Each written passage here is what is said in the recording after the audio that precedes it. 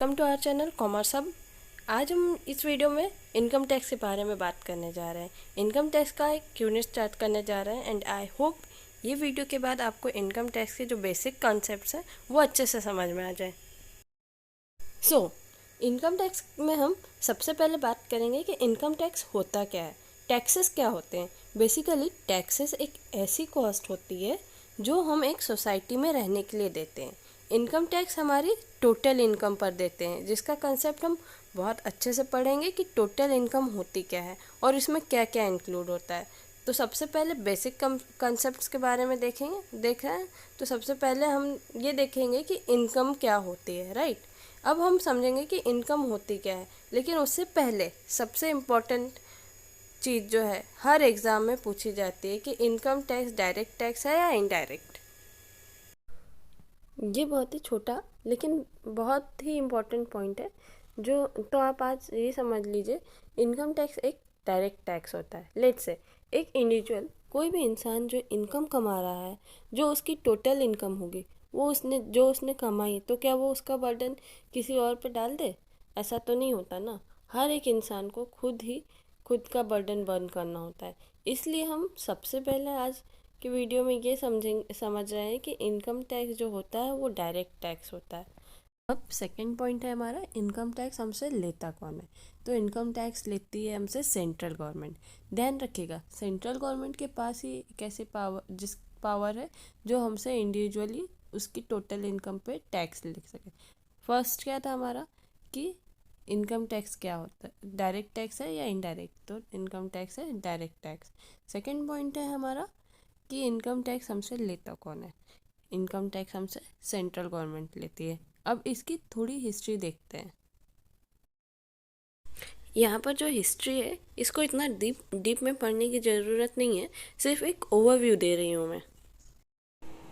1857 में कोई financial burden होने की वजह से इंग्लिश गवर्नमेंट को एक नेसेसिटी हो गई थी कि जिसमें उन्होंने इनकम टैक्स एक्ट को बनाया, 1886 को इनेक्ट किया। इसमें कुछ ना कुछ प्रॉब्लम की वजह से इस एक्ट को चेंज किया गया और 1992 में ये एक्ट बनाया गया। इंडिपेंडेंस के टाइम पे ये ड्राफ्ट किया गया था। 1958 में जो चेयरमैन थे महावीर त्यागी, इस कमिटी का नाम आप ज़रूर याद रखिए। नाम है इस कमेटी का डायरेक्ट टैक्सेस एडमिनिस्ट्रेशन कमेटी। तो इसके जो चेयरमैन थे महावीर त्यागी, उन्होंने ये पूरा स्ट्रक्चर डिज़ाइन किया इनकम टैक्स एक्ट का। अब हमें ये तो पता है कि 1961 में इनकम टैक्स एक्ट बन गया था, बट कोई भी एक्ट जब बनता है तो उसको इनेक्ट होने में टाइम लगता है। तो वो फोर्स में कब आया है? 1 अप्रैल 1962 में। ये याद रखिएगा इसकी डेट के इनकम टैक्स एक्ट को फोर्स की डेट 1 अप्रैल 1962। जो इनकम टैक्स एक्ट 1961 को जो एडमिनिस्ट्रेट करता है, जो इनकी सारी चीज़ें देखते हैं, वो है central board of direct tax और CBDT। ये मिनिस्ट्री ऑफ फाइनेंस के अंडर काम करते हैं। जब हम बात कर रहे हैं इनकम टैक्स एक्ट की, तो हमें ये पता होना चाहिए कि हमारे पास 298 सेक्शंस हैं और 14 शेड्यूल्स हैं। जैसे आपको पता है कि हमारे सारे एक्ट पूरे इंडिया में अप्लाई होते हैं, इंक्लूडिंग जम्मू एंड कश्मीर। आपको कोई भी एक्ट पढ़ रहा हूँ तो आपको अब जम्मू एंड कश्मीर में ये एक्ट अप्लाई होने लगे हैं। पहले आपने हर जगह पढ़ा होगा कि ये एक्ट जो होते हैं वो excluding Jammu and Kashmir, but अब जम्मू एंड कश्मीर में भी अप्लाई होते हैं। अब समझते हैं इनकम के कंसेप्ट के बारे में। सबसे पहली चीज़ आपको जो ध्यान में रखनी है वो है इनकम टैक्स सेक्शन 2 और सब सेक्शन 24। इनकम जो आता है, इनकम का जो सेक्शन है वो सेक्शन 2 और सब सेक्शन 24 के अंडर में डिफाइन किया गया है। और सबसे आश्चर्य वाली बात तो ये है कि इनकम को कोई डेफिनेशन ही नहीं दी गई, वो बिना डेफिनेशन किए हम ये बताया गया कि इनकम क्या क्या चीज़ें इंक्लूड करती है, उसको डिफ़ाइन नहीं किया गया है।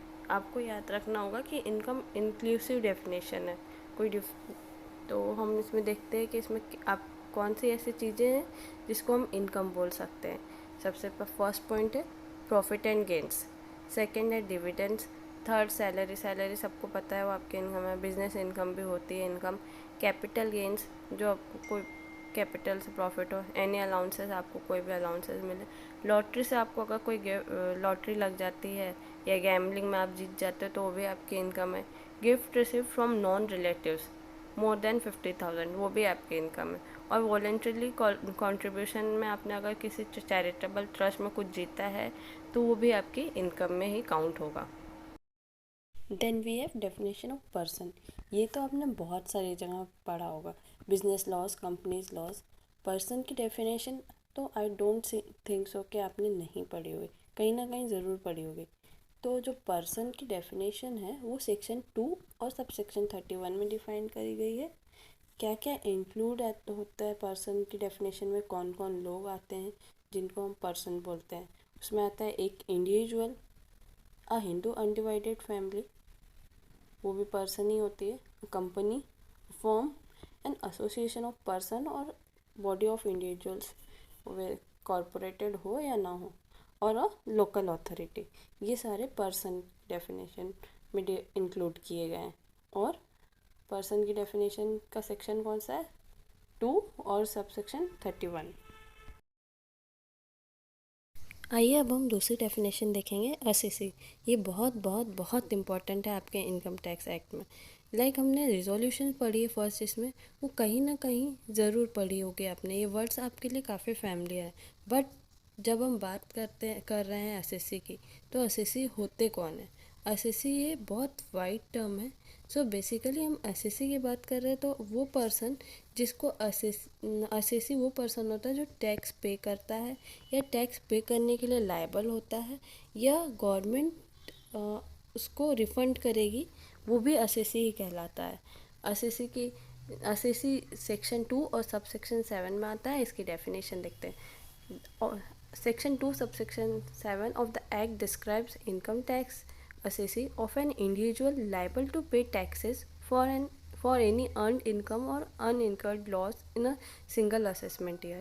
An assessee can be an individual managing his own taxes or representing someone else. An assessee is basically anyone who is subject to income tax payment.